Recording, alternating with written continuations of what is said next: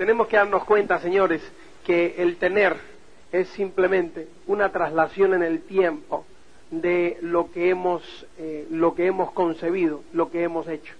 O sea, el encargo se hace siendo, el encargo se hace cuando tú concibes en tu mente la posibilidad de un futuro mejor y creces en tu mente hacia el nivel necesario para poder después hacer y tener.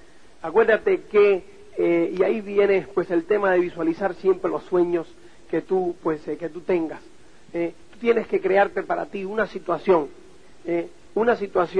donde tú seas capaz de ver, tú seas capaz de concebir tus sueños en tu mente y que todas tus células del cuerpo, todo tu cuerpo se sienta en armonía con tu sueño cuando todavía no tienes el dinero para conseguirlo, porque el dinero viene precisamente para conseguirlo cuando tú estés toda esa armonía.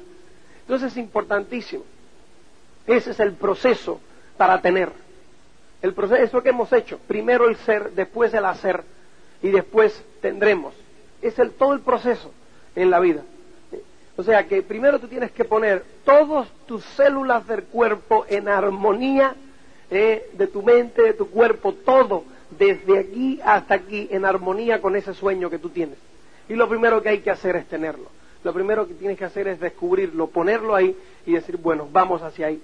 Entonces, pues, ¿qué quiere decir armonía? Armonía quiere decir, señores, sentirte bien. Armonía quiere decir, señores, sentirte apasionado. Pero apasionado, pero así, que tú pues, te sientas con tanta confianza de que eso ya es tuyo, de que tú tienes ya el dinero, de que ya apareció, de que ya el dinero está ahí. O sea, confiado, es tuyo, ¿me entiendes? Esto es mío, ya yo tengo estas cosas, ya yo estoy viviendo este estilo de vida, ya yo estoy viviendo en esta casa, ya yo estoy conduciendo este coche, ya mis hijos están yendo a esta escuela, ya yo estoy donando tanta cantidad, ya mis padres tienen esta situación. Todo eso, pues tú lo tienes que ver y concebir de tal forma que ya es. O sea, sentirte cómodo, sentirte, pues, ¿me entiendes? Que tú piensas en ello y piensas en ello en tiempo presente, piensas en ello ya disfrutándolo, te sientes, ¿me entiendes? No tienes vergüenza, no te da esa vergüenza ajena, no se te ponen los pelos de punta cuando piensas en ello diciendo, ay, ¿qué pensarán los amigos? ¿Qué pensará fulano si me agarra ahora visualizando este sueño? ¿Verdad? Cuando tú no te sientes cómodo con una cosa, pues cuando tú piensas en ello, pues te da vergüenza ajena, ¿verdad? Te da como, ¿nunca te ha pasado que te ponen los pelos un poco de punta diciendo, dale, está un poco fuerte eso? ¿Nunca te ha pasado? ¿Verdad? A mí yo recuerdo que a mí me pasaba. Yo recuerdo cuando a mí me decían, visualiza tu sueño como si ya lo tuvieses, vete al concesionario donde lo venden. A mí siempre me encantaron los coches. Y yo recuerdo que yo llegaba al concesionario, ¿me entiendes?, a verlo, y el concesionario estaba abierto, pero yo no entraba. Yo me quedaba por el cristal. ¿Entiendes? Si estaba abierto. Pero no, como yo entonces tenía miedo, pero entonces ¿qué yo hacía? Yo veía el cristal y le metía la cara al cristal. ¿Entiendes? Y entonces veía si no había nadie por el showroom, o sea, por la exposición. Y si no había nadie, entonces así entraba, como si me fuese a robar algo, ¿no? Entonces miraba y tal, y cuando venía el señor y me decía, ¿puedo ayudarle en algo? Y decía, no, si yo ya me iba. ¿No? ¿Te das cuenta? O sea, ¿cuántas veces no hacemos eso? ¿Cuántas veces pues decían, sueña y vete a la boutique donde venden esa ropa? Y entramos así como si, ¿entiendes? Todo, ¿te das cuenta? Porque no te sientes cómodo con la situación. O sea, yo recuerdo cuando yo entré a este negocio, yo no sé tú, yo jamás había pisado un hotel de 5 estrellas. Nunca. Yo recuerdo entonces que yo decía que a mí me gustaba ir de camping porque me gustaba estar cerca de la naturaleza. Hoy me doy cuenta que es porque nunca tuve el dinero para estar cerca de un hotel de 5 estrellas. Entonces quería estar cerca de la naturaleza. Entonces pues yo me sentía cómodo en los campings porque yo decía, es que ahí me siento yo, me siento libre. ¿Me entiendes? Yo me siento hoy tan libre en la suite lujosa de los mejores hoteles del mundo. Librísimo. Tan libre como que no tengo que cargar nada. Yo decía, ahí me siento libre. ¿Entiendes? no ahí en los hoteles. Entonces, pues, yo recuerdo la primera vez que yo, pues, entré a un hotel de 5 estrellas, fue la primera vez que fui a mi primera convención en Estados Unidos, al Fontainebleau Hilton de Miami. Cuando entré, que vi todo aquello, me sentí mal, me sentí dentro como si no perteneciera, me sentí como diciendo, ¿qué es esto? ¿Entiendes? Y entonces me sentí tan incómodo que yo dije, joder, donde esté un camping que se quite esto. Claro, y eso era yo pensando, ¿te das cuenta? ¿Cómo con esa forma de pensar tú puedes atraerla hacia ti? Tienes que repelerlo, ¿te das cuenta? Hay que sentirnos cómodos. Entonces, pues, ¿dónde empieza todo? En el ser. En el ser. O sea, el tener en esa circunstancia es torturante. ¿Te das cuenta? Entonces, pues, tú tienes que crear el espacio para poder después, primero ser, y el truco está, señores, con la situación del ser, la confianza, es sentirte cuando no tienes, y sabes que no tienes, sentirte tan cómodo y confiado, tan cómodo con la situación como si tuvieras. ¿Entiendes? O sea, cuando tú te sientes tan cómodo con una situación, como si tuvieras ya todas las posesiones materiales para tenerlo, cuando tú te sientas en esa situación, entonces tú lo atraes hacia ti, porque cada célula de tu cuerpo lo pide. Cada célula de tu cuerpo, cuando estás ahora en el camping diciendo, ¿qué haces aquí, hermano? ¿Entiendes? Pero ¿qué haces aquí? ¿Qué es esto?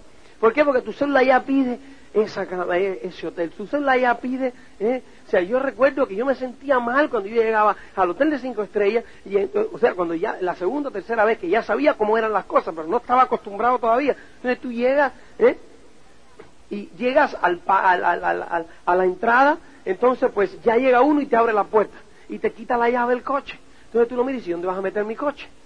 Entonces abre la maleta y la gente empieza a sacar las maletas del maletero. ¿Y dónde van con mis maletas? ¿Y sabrán quién soy yo? Mira, entrega esto en recepción. Y cuando yo entré y las maletas, entonces iba para recepción. Oye, yo soy Luis Cota, mis maletas están allá afuera. Y esto, ahora se las subimos a su habitación y tal. Pero, y las maletas, y llegarán, no sé cuánto. Y me iba para la habitación diciendo, Dios mío, si me pierden unas maletas y tal, mis maletas y tal. Entonces, pero ¿cómo para meditación? Entonces, uno me aparcaba el coche, otro me quitaba la tal. Entonces, claro, decía, joder, y entonces había que darle propina a este, y había que darle propina al otro. Y entonces el otro te llevaba hasta la habitación. Entonces se queda ahí parado así como una estaca hasta que no le dé la propina.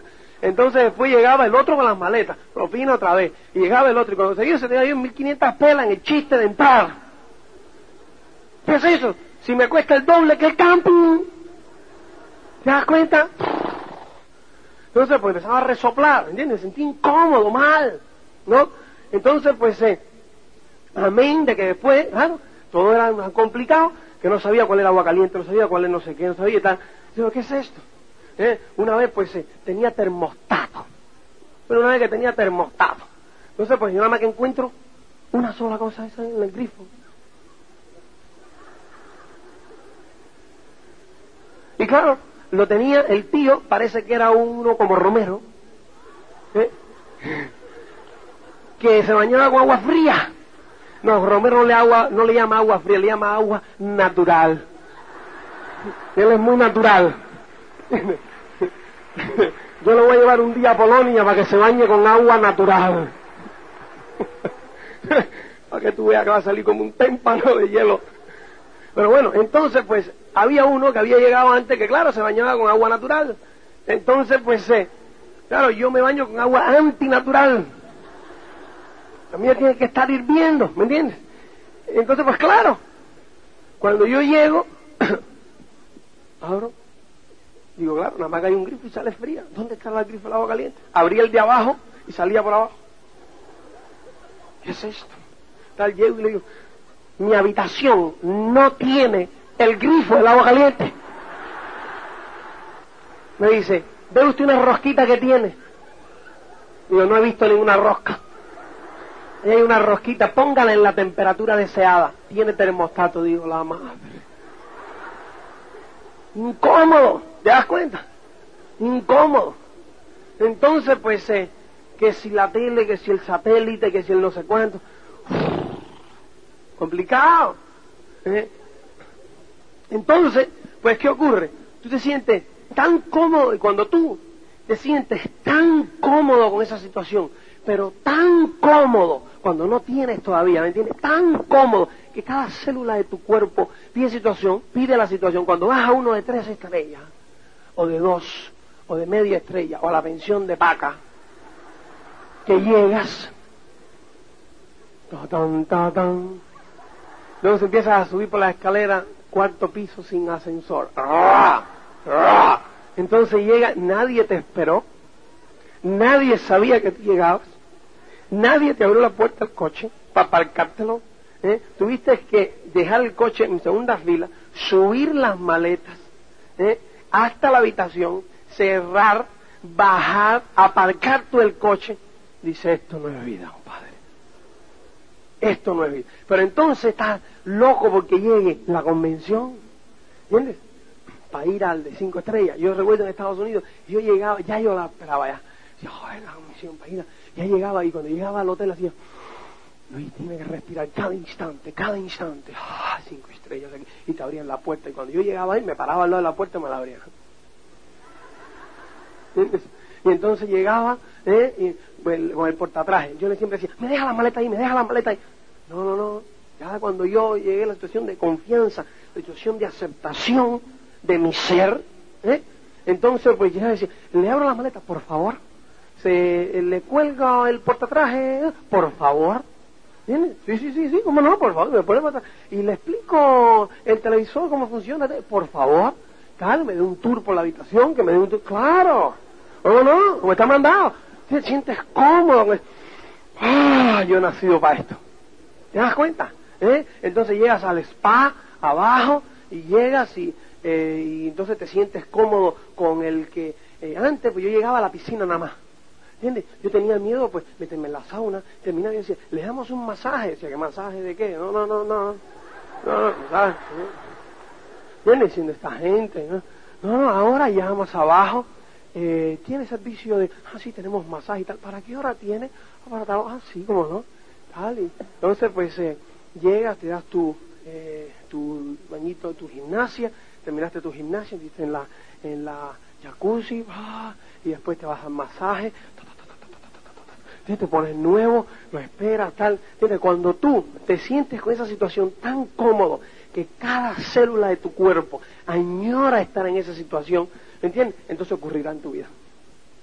Ocurrirá porque tiene que ocurrir, porque generas un vacío en tu vida, ¿entiendes? Que tiene que ser llenado por algo, y va a ser llenado ¿con qué? Con esa situación, porque tu vida funciona como las aspiradoras. Las aspiradoras no succionan la basura, crean un vacío, y ¿qué es lo que está en contacto con él? No está en contacto con el polvo, pues succionan todo con lo que está en contacto. Entonces pues se crean ese vacío. Pues esto es igual. Tú creas un vacío en tu vida por añorar algo. Entonces si tú, el vacío que creas es el de la duda, el de la miseria, el de las faltas, de todo, pues eso es lo que generarás. Entonces si tú generas esa situación en tu vida, la tendrás. Entonces ese es el ser, es lo que hemos hablado. ¿Qué es lo que hay que hacer? Pues todo lo que hemos hablado durante toda la noche del viernes. Toda la noche del viernes, características de éxito. Ahora después, obviamente, cuando ya tú generas eso, entonces vamos al hacer todo el taller de trabajo. ¿Me entiendes? ¿Qué hay que hacer? Pues lo que hay que hacer es pertenecer al equipo uno más, y hacer todo lo que hay que hacer, lo necesario. Entonces aquí viene una formulita para la parte del hacer. ¿Me entiendes? Para la parte del hacer, la fórmula mejor que yo te podría dar, el consejo mejor que yo te podría dar, es que tomes la decisión de venderte por entero al hacer. ¿Qué quiere decir venderse por entero? O sea, hacer lo necesario. O sea, eso es lo que yo considero lo más importante, hacer lo necesario. O sea, no, ¿me entiendes? No lo que sea posible, sino lo necesario. Aplicando todas las técnicas que han comentado todos esos diamantes, tú lo pongas con una nota y dices, esto es importante. Importante. Esto es lo importante en mi vida ahora mismo. Es lo importante. Y yo voy a hacer lo que sea necesario para realizar lo importante. Ya está, decisión tomada. ¿Qué es lo que hacemos la mayoría o lo que hace la mayoría? Ay, no, yo voy a hacer lo que me sea posible. Esto es lo que hay que hacer, ¿no? Ah, sí, pero yo voy a hacer lo que me sea posible. ¿Me entiendes? Señores, los que hacen lo que les sea posible fracasan siempre. Pero lo más triste es que se quedan siempre a un paso del éxito. En una escala del 1 al 10, el 10 es el triunfo. Para llegar al 10 hay que hacer lo que sea necesario. Lo posible siempre es el 9. Siempre es el 9. ¿Entiendes? Entonces las personas que hacen lo que les sea posible, hacen siempre el 90% de lo que hay que hacer. Siempre el 90%. Se quedan a un 10. ¿Te das cuenta? Señores, duplicar el patrón del éxito en un 90% es fracasar en un 100%. ¿Te das cuenta? Entonces es importante. Es importante que usted marque las cosas como importantes. Eso es lo importante. Y tome la decisión de hacerla. Para tomar la decisión de hacerla, que hay que hacer lo que sea necesario. ¿Qué es lo que sea necesario? Eso es individual. Eso es individual. Tú sabes en tu caso lo que es lo que sea necesario. Tú sabes en tu caso lo que tienes que hacer para 30 planes al mes. ¿Qué tú vas a hacer lo que sea necesario? Tú sabes en tu caso lo que hay que hacer para leerse un libro al mes. ¿Qué tú vas a hacer? Lo que sea necesario. Entonces es importante. Es importante, señores. Es importante que tú hagas lo que sea necesario en la parte del hacer. Lo que sea necesario. Y que hagas lo que es importante.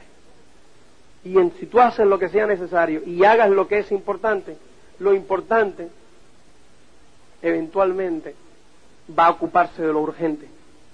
Y lo que es urgente va a dejar de tener urgencia. Y después al final te vas a dar cuenta que no era tan urgente como tú creías que era. Lo urgente, urgente, urgente es simplemente una llamada de atención para robarte a ti tu enfoque. Entonces decide con tu cabeza lo que es importante. Con tu cabeza, esto es importante. ¿Entiendes? Y toma la decisión de hacer lo que es importante. Cuando los problemas urgentes casi siempre están llenos de emociones. Emocionales. ¿Entiendes? Hay que hacer esto porque es urgente que yo lo hiciera. Y la gente a tu alrededor te entiende emocionalmente. ¡Claro, claro! ¿Te das cuenta? Pero tú por dentro, cuando estás solo, sabes que no es así. Y tú podrás huir de todo el mundo, pero hay alguien que siempre te va a perseguir si no eres congruente. Y ese eres tú mismo. De ti no vas a poder huir jamás. Así que enfréntate a ese ti, a ese yo. Enfréntate. Habla con él. Ponte de acuerdo con él, que es el único camino, señores. ¿Te das cuenta? Y no hay otro camino a la congruencia, que no es a sangre fría sentarse y decir, esto es lo que yo voy a hacer, esto es lo que es para mí importante. Y lo importante tiene que ir en sintonía con tus valores. Y eso nada más que lo puedes hacer tú. Cuando tú hagas eso, entonces vas al hacer. El hacer ya no tiene problema, porque el hacer está respaldado por un ser. Ya tú creaste la necesidad urgente en tu ser.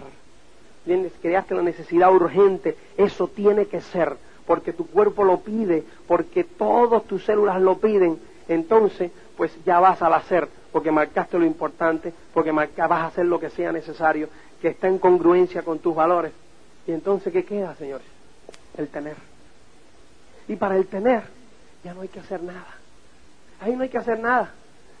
Ahí no hay ni siquiera eso, y por eso es que no se le da valor. Cuando tú te pones y trazas este plan en tu vida, el tener no tiene valor.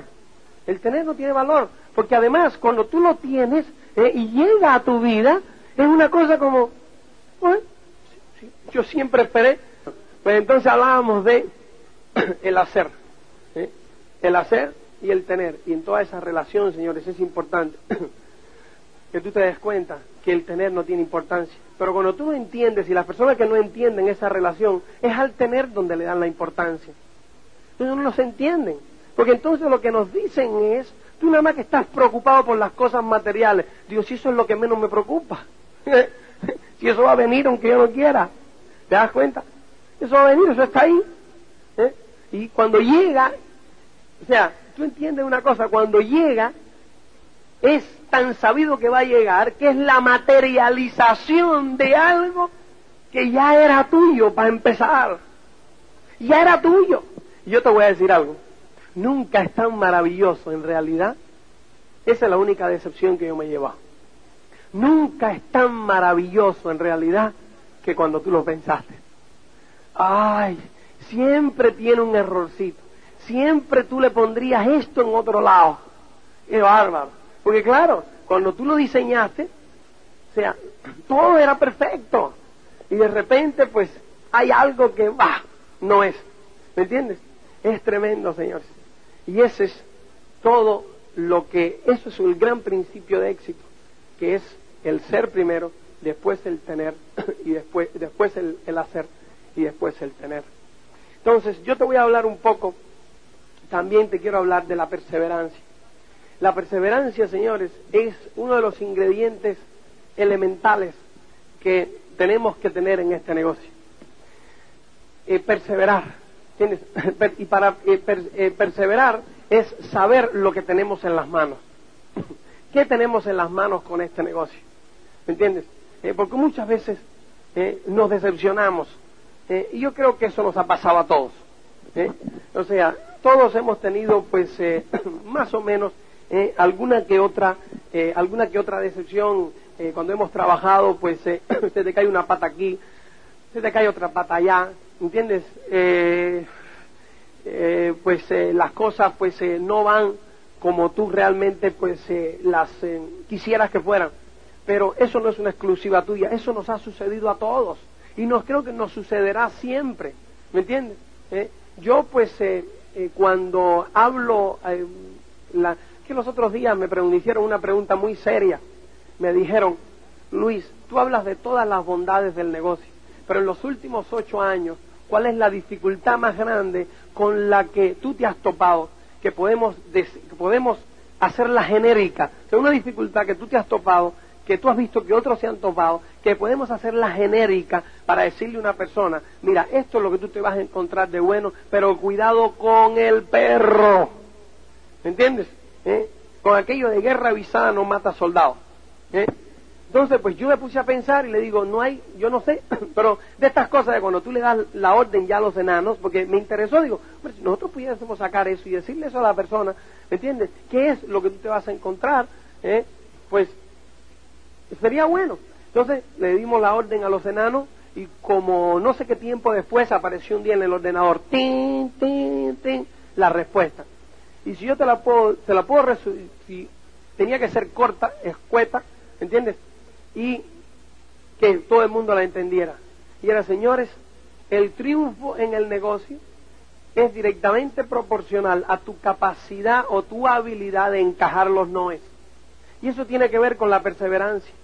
¿Te das cuenta? Si tú eres capaz de encajar noes, ya está. Entonces, pues es lo que voy a hacer en los próximos 15 minutos que me quedan.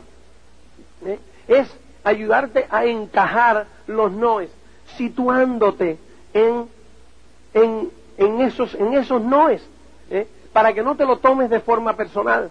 A mí me encantó una frase que dijo Joaquín ayer, que es los noes, pues que se puede aplicar, ¿no? Los noes simplemente son la conciencia del otro individuo. Es la conciencia del otro individuo. ¿Por qué razón? Pues cuando me dan un no, analiza el no fríamente. ¿Qué quiere decir el no? Yo no quiero la situación que este negocio me ofrecería. O sea, el resultado de este negocio, esa independencia económica, ese crecimiento personal, ese poder disfrutar de ese estilo de vida, yo no lo quiero. ¿Eso quiere decir el no? ¿Podemos interpretar el no como yo no lo quiero? No. Porque cuando tú le preguntas, dice, perfecto, no. ¿Quiere decir esto? ¿Que tú no lo quieres? Ah, no, a mí sí, o sea, yo sí eso lo quiero. ¿Te das cuenta? haciendo lo que tú estás haciendo para conseguir, haciendo lo que tú estás haciendo para proveer el pan hoy día, para poner el pan, tu modus vivendi hoy, en los próximos 5, 6 años, 10 años, puede darte un estilo de vida de estas características, es otro no grande. O sea, que haciendo lo que tú estás haciendo, no, te lo va a dar. Quieres tenerlo. En este negocio, pues, ¿qué ocurre? En este negocio, pues, ¿qué tienes que perder? Nada. Entonces, fíjate esto. Haciendo lo que estás haciendo no lo puedes obtener. Primero. Segundo, lo quieres, ¿no? Tercero, aquí no hay nada que perder y mucho que ganar. ¿Cuál es el problema entonces? ¿Entiendes? ¿Cómo podemos entonces interpretar el no? El no es su miedo. El no es su miedo. Su miedo.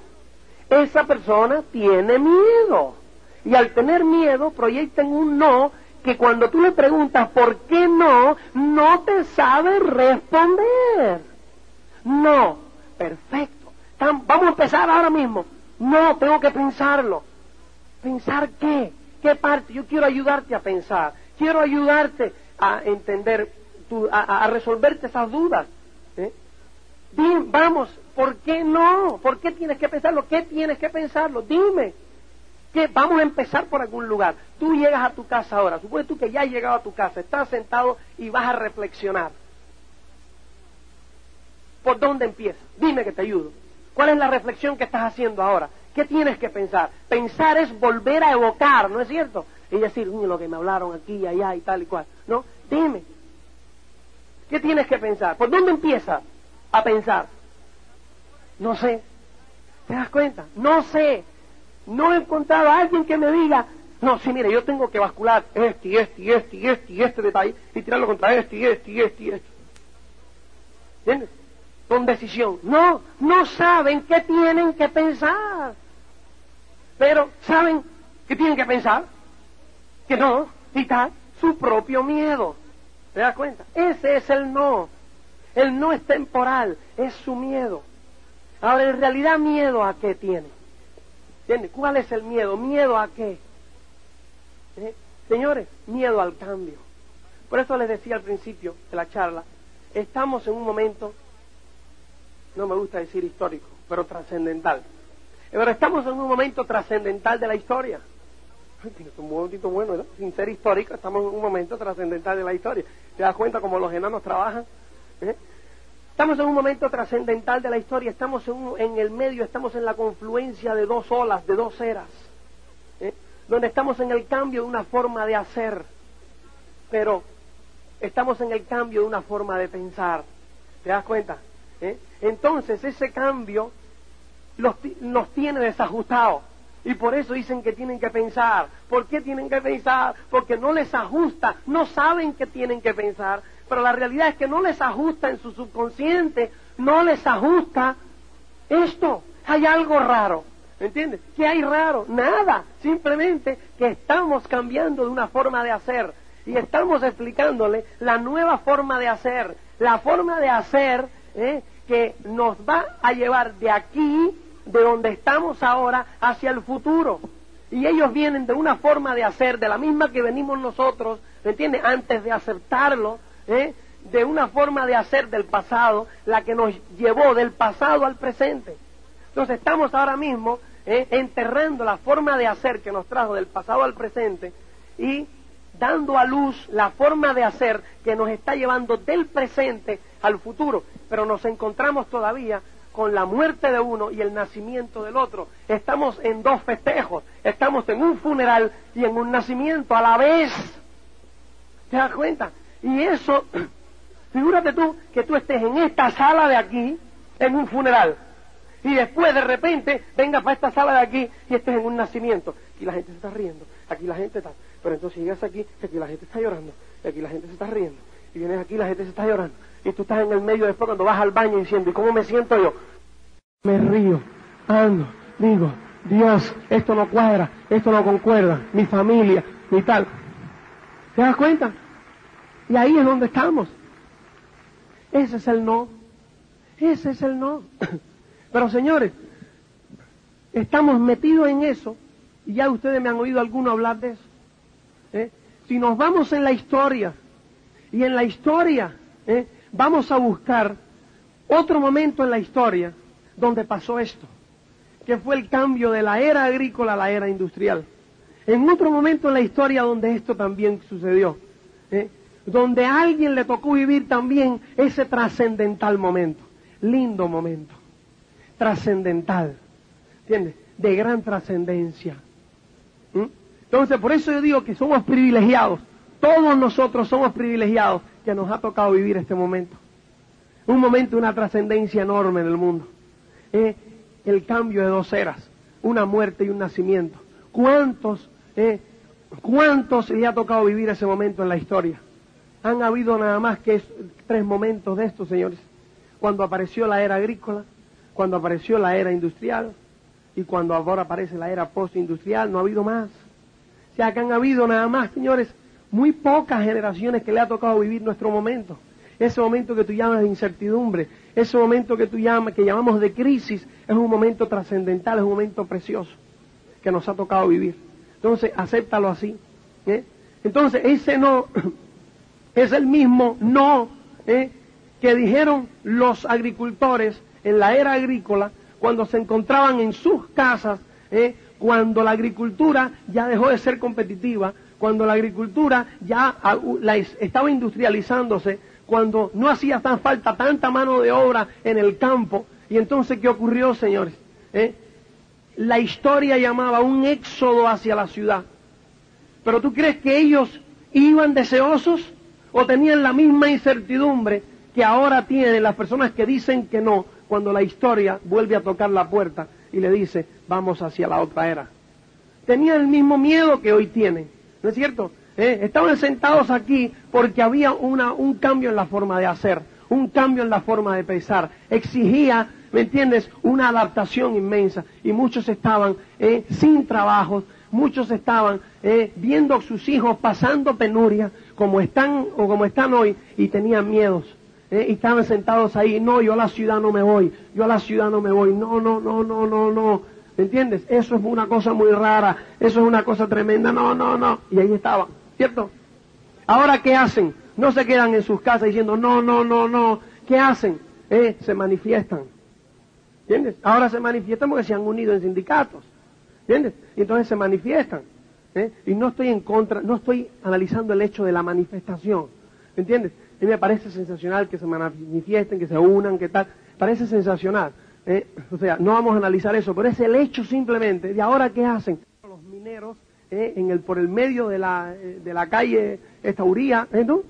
En Oviedo, manifestándose allí con sus hijos acá, ¿entiendes? Yo quiero mucho a los míos, yo asumo que ellos los quieren también a los de ellos.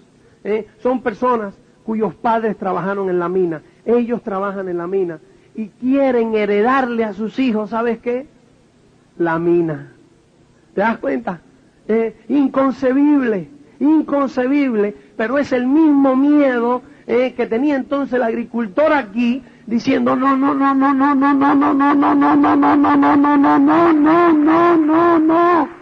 ¿Te das cuenta? Es el mismo. Analiza, se repite la historia, se vuelve a repetir, señores.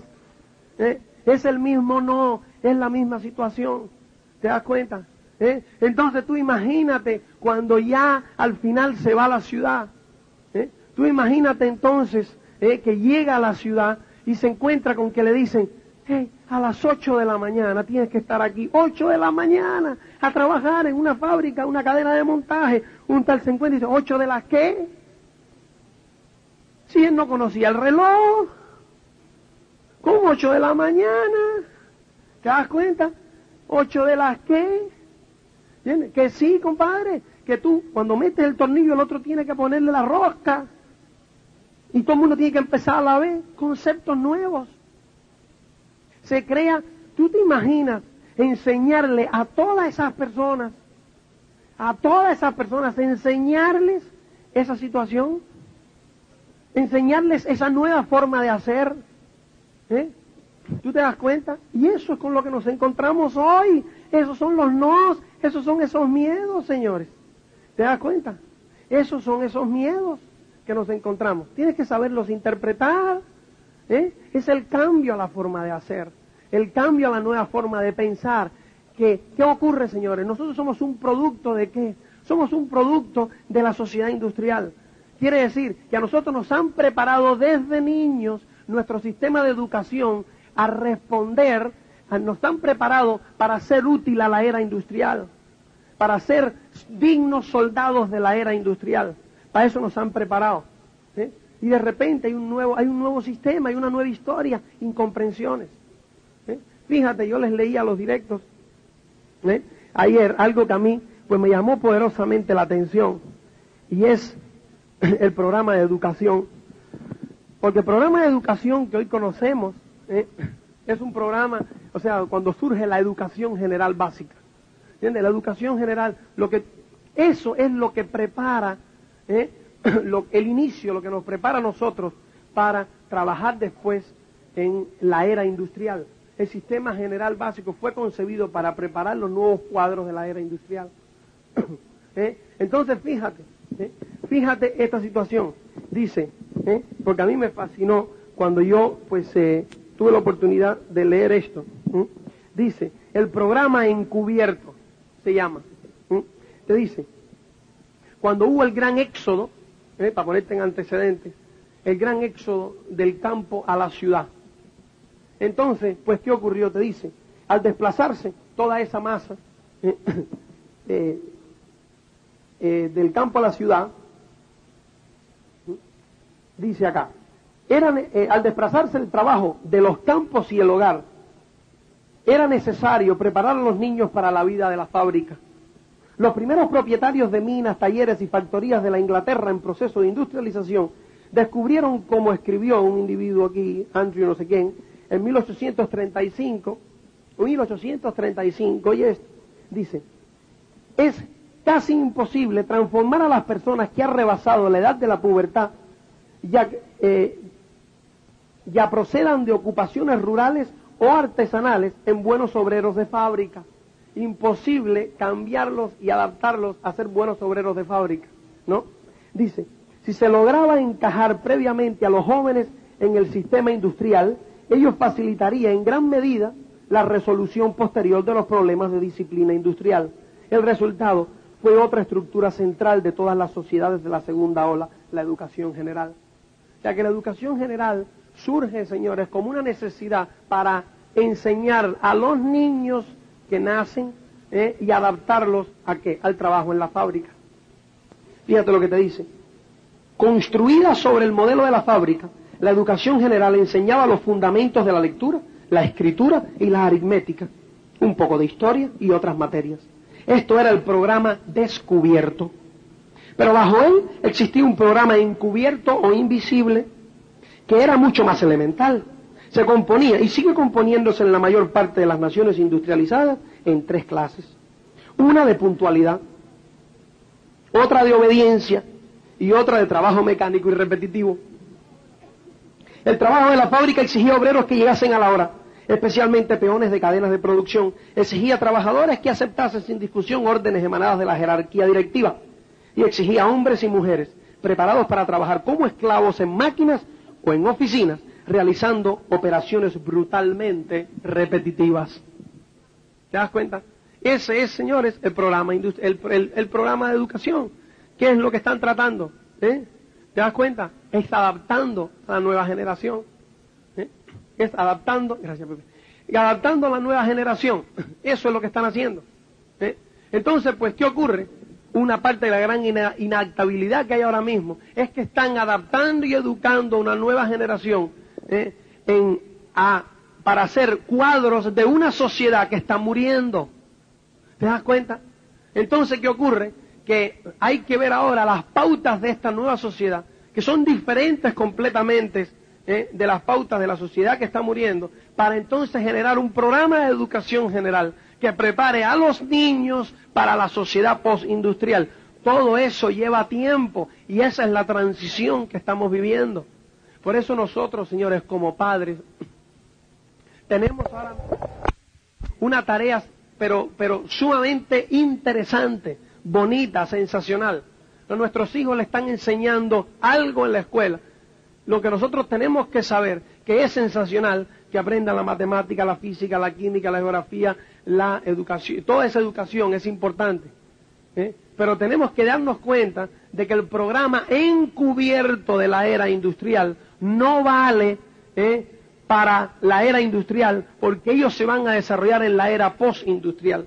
Por eso es tan importante todo eso que nosotros estamos aprendiendo aquí de flexibilidad, todos esos valores, todo ese sistema, en casa, írselo dando para que, y serán los niños adaptados, los niños que requieran, ¿qué cosa? Flexible, que requiera la era postindustrial. O sea que fíjate los retos que tenemos nosotros por delante en este mundo, en este momento que nos ha tocado vivir. Fíjate qué retos tan lindos tenemos. Es mucho más profundo, señores, de lo que cada uno de nosotros vislumbró cuando se nos enseñó el negocio. Qué maravilloso negocio, que nos exige un crecimiento personal tal, que nos demos cuenta de cosas tan trascendentales como esta. ¿Quién lo iba a decir que todo eso iba a venir en una pequeña cajita de SA8 cuando nos explicaron el plan? ¿Te das cuenta? Y esa es la belleza del negocio que no alcanzan a ver muchos. ¿Te das cuenta? O sea, ¿cómo lo íbamos a concebir en una cajita de SA8? Y es así. Pero tenemos que entender los noes. Tenemos que entender los noes. Tenemos que entender que vamos a una nueva forma de hacer totalmente distinta. De la que basada en una total en una tecnología totalmente distinta, que no tiene nada que ver con la tecnología que hasta ahora se basaba en la era industrial. Es increíble, señores. Tenemos que darnos cuenta hacia dónde vamos. Tenemos que darnos cuenta de que nuestro negocio tiene una vigencia tremenda. Yo te quiero abrir los horizontes.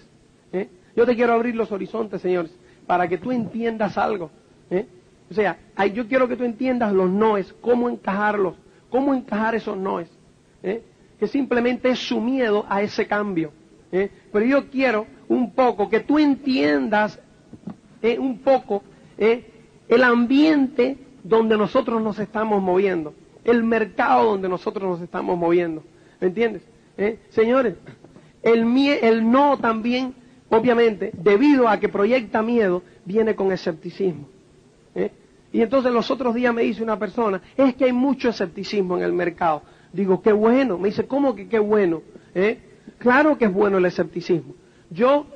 Señores, los visionarios, las personas que tienen visión, y ustedes son personas de visión, tanto como nosotros, ven una gran ventaja en el escepticismo. Yo leí unas palabras de Henry Ford que a mí me fascinaron, que ha sido uno de los visionarios más grandes que ha tenido el mundo, que decía, en el mercado tú vas a luchar o contra el escepticismo o contra la competencia, pero lo que tú no puedes pretender es no luchar, es que sea fácil. ¿Me entiendes? Tú no puedes pretender eso. Tú vas a luchar contra algo, te tienes que encontrar contra algún obstáculo. Entonces, pues, tienes que entenderlo, y es una formulita muy sencilla. Ponte, analiza, abre tu mente. Si hay escepticismo, no hay competencia. ¿Es cierto eso? Ponte. En una industria donde hay escepticismo, no hay competencia. Cuando Henry Ford, de forma visionaria, visualizó a cada uno de nosotros con un coche, ¿había escepticismo? Claro que sí. ¿Había competencia? Ninguna. Había competencia para comprar caballo, pero no para comprar coche, ¿no es cierto? Ahora, el Señor es como una balanza. En la misma proporción que baja el escepticismo, sube la competencia. Porque al bajar el escepticismo es obvio, ya es obvio y sube la competencia. Cuando la balanza gira hacia el otro lado, donde el escepticismo está en su punto más bajo, la competencia está en su punto más alto y es una merienda de negros. Es una merienda, o sea, es horroroso ganar dinero. ¿Te das cuenta? Porque hay una competencia férrea. Entonces esos son los dos puntos que nos vamos a encontrar. Esos son los únicos dos puntos que nos podemos encontrar en un sistema de libre empresa. Hasta ahora Iberia, que tenía, sin competencia, y ni así pudieron ganar dinero. ¿Cómo van a ganar dinero ahora? ¿Te das cuenta?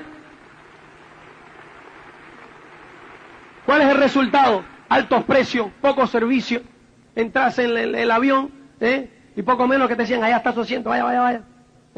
Van con los niños, va con los niños el coche, y te dicen, no, su asiento es 22:30. Tú no estás mirando que voy con 2 niños, el coche, la maleta.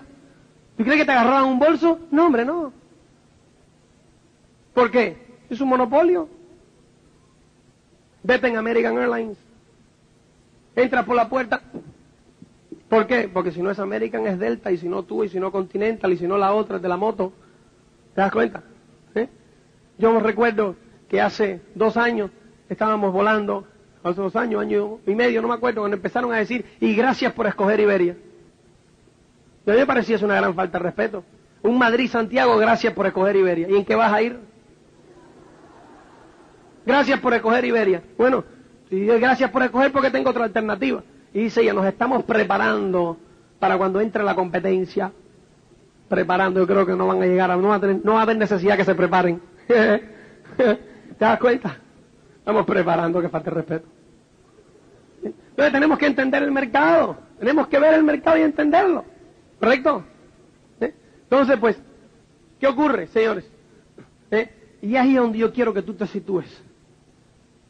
Qué bueno que hay escepticismo. Pues si hay escepticismo, hay poca competencia. La lucha es con el escepticismo. Y eso es, ¿qué cosa? Los noes. Los noes es simplemente la proyección del escepticismo del personal a una forma de hacer que no se entiende con los conocimientos de la era industrial, a una forma de pensar que no se entiende porque va en contra de la forma de pensar de la era industrial. ¿Te das cuenta? Ese es el no. Pero qué bueno que está ahí, porque el no es temporal. Y ahora nosotros, ¿qué estamos haciendo, señores? Tomando posiciones en el mercado, cuando hay escepticismo. Cuando baje el escepticismo, suba la competencia, ¿qué ocurre? ¿Quién se va a sacar partido, señores?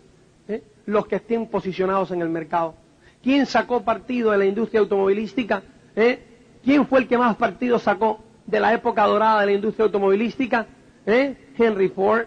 ¿Por qué? Porque cuando fue obvio que el coche era una realidad, ¿quién es el que estaba mejor situado? Henry Ford.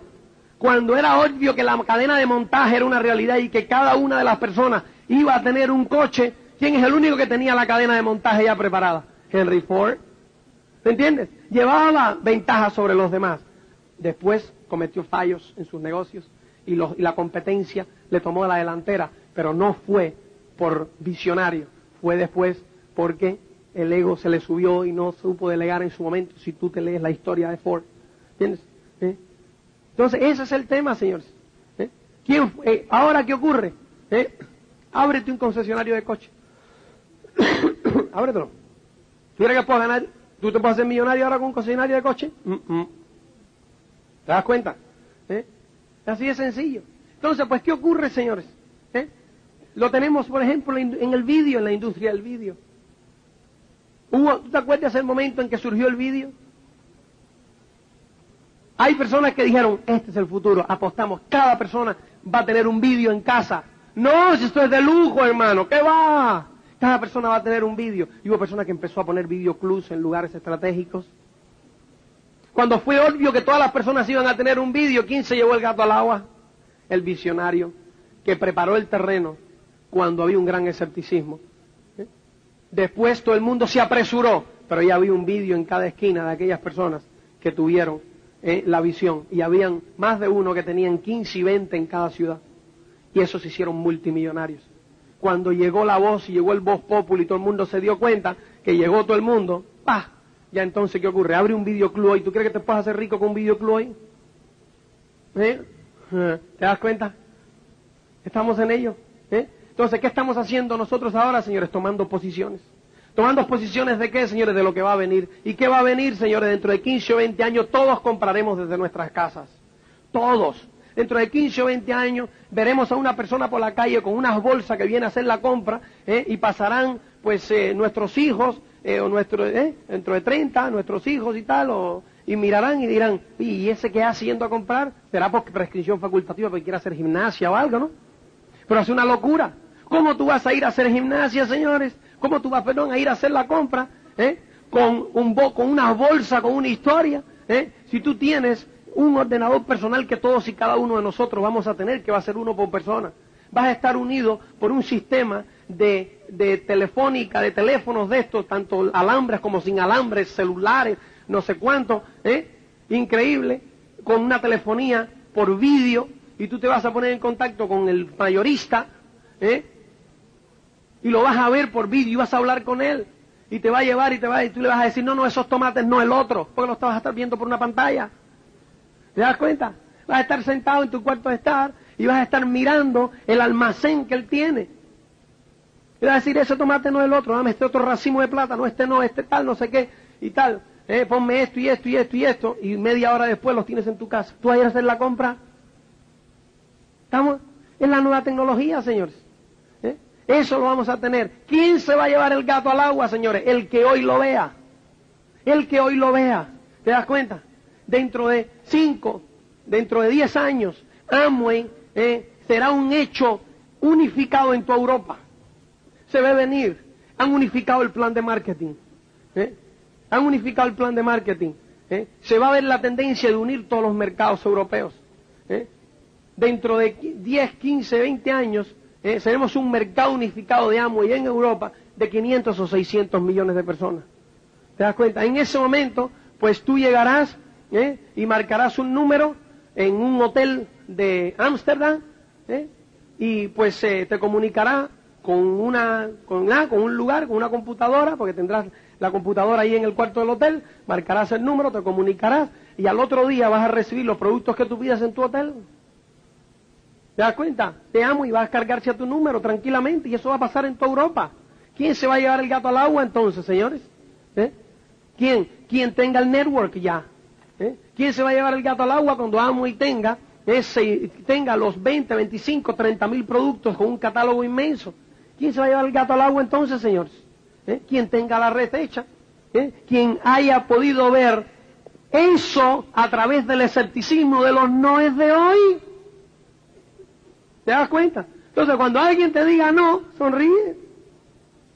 Sonríe. Es un no temporal. No le va a quedar más remedio. Entonces yo le digo, tranquilo, nos vemos el año que viene. ¿Te das cuenta? Entonces es importante. Tienes que tener, señores, la visión. La visión y saber los noes, por dónde vienen. Y para eso, señores, entonces la perseverancia, que es a donde yo iba. La perseverancia es fundamental.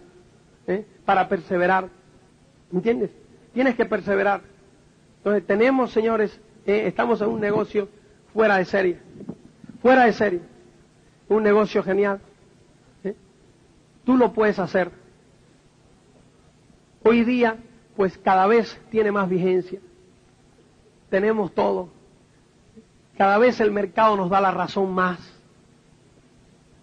Cada vez nos llegan noticias como la que vi los otros días en unas estadísticas, solamente en venta por correo, de 1985, desde el 85 acá. En el 85 se facturaron 15 mil millones de pesetas. En el 93, ¿cuántos años ha pasado? 8 años. Terminaron con 85 mil millones de pesetas. De 15 a 85 mil. ¿Cuánto es eso el aumento? ¿Te das cuenta? ¿Te das cuenta, señores? ¿Qué cantidad de aumento? ¿Qué quiere decir? Que esos 60 mil millones, ¿no? O los millones que sean, yo en matemática mal, todos esos millones de diferencia se movían antes a través del canal tradicional de distribución. Porque lo que no va a hacer una persona es consumir 2 veces, ¿no? Si cambia el canal de distribución, alguien está dejando de facturar 85, los 60 mil, ¿cuánto es, chicos? 70, los 70 mil millones esos. Alguien los está dejando facturar. ¿Te das cuenta? Y ese es el tema, señores. ¿Cuánto de eso va a caer en tu lado de acá? ¿Tú crees que eso va a parar en el futuro? Es más obvio cada vez. Y es lindo, ¿me entiendes? Pero mientras tanto, nosotros tenemos que estar tomando posiciones. Y en el camino van a haber problemas coyunturales. Pero los problemas coyunturales no pueden entorpecer tu visión a largo plazo. ¿Te das cuenta?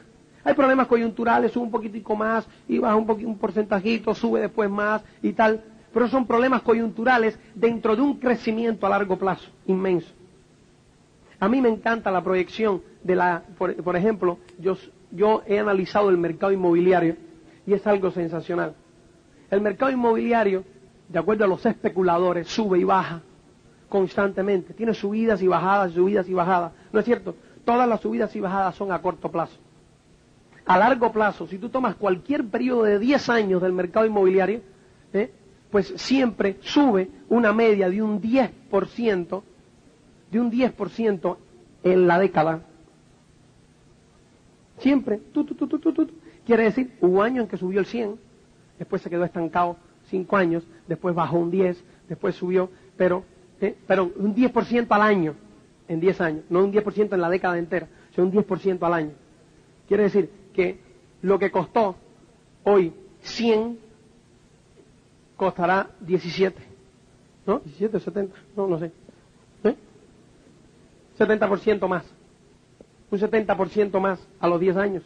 Porque a los 10, a un 10%, un 100% más. Si costó 10, ahora costará 20.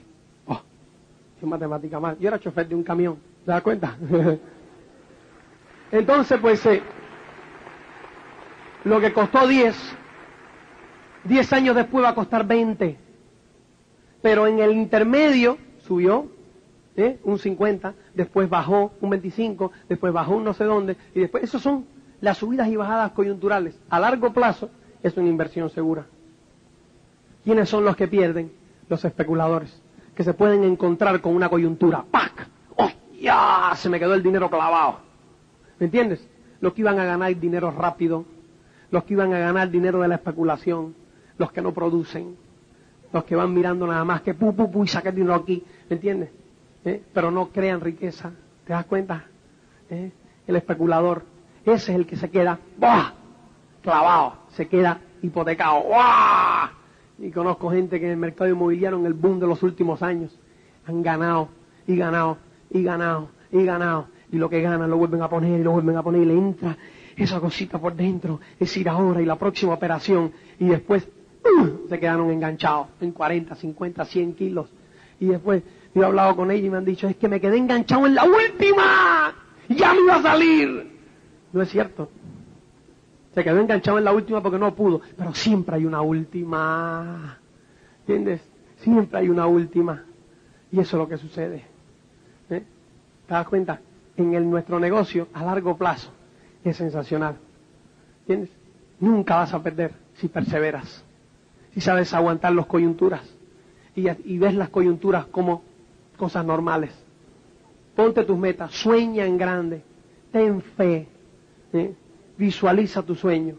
Señores, que todos tus sueños se pueden convertir en realidad si tú lo deseas. Los quiero un montón. Chao, gracias.